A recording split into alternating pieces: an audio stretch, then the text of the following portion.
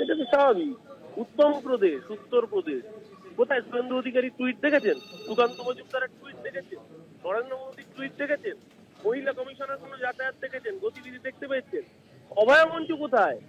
ডাক্তারদের সুরক্ষা নিয়ে নাকি তারা এত চিন্তিত। একজন তরুণী ডাক্তার, তিনজন পুলিশ মিলে তাকে দিনের পর দিন যৌন নির্যাতন করেছে, ধর্ষণ করেছে, যন্ত্রণা দিয়েছে, বাদ করেছে, নিয়ে আসা বাদ করেছে। কোথায় ওই অভয়া মঞ্চের ডাক্তারগুলো? কোথায় অনিকেত মাহাতো? কোথায় আশফাকুল্লাহ? কোথায় ডক্টর কিঞ্জল নন্দ? তার বিবৃতি শুনতে পেয়েছেন? কোথায় দেবগ্রাম গোস্বামী? কোথায় তারা? কোথায়? একটা কথা শোনা যাচ্ছে, শব্দ শোনা যাচ্ছে? নাকি ওখানে একটু শব্দ বলে নরেন্দ্র মোদী কপালে দুঃখ পাইয়ে দেবে, তার জন্য ভয়ে চুপ থাকতে হচ্ছে? এই যে হিপোক্রেসি, বলছি অন্যায় হয়েছে, একটা সর্বত্র অন্যায়। এই নৃশংস ঘটনার বিরুদ্ধে একটা কোনো কথা উচ্চবাচ্য করেছে? ওড়িশার মুখ্যমন্ত্রী কদিন আগে এসে বড় বড় ডায়লগ দিয়ে রাজ্য সরকারকে কাট করে তুলেছিলেন। কোথায়? এখন চুপ কেন? নিজের রাজ্য বলে। আর এই রাজ্যে তো ধর্ষণই হয়নি, সেই ঘটনাকে কেন্দ্র করে মিক্সার বেচারটি বলেছিল।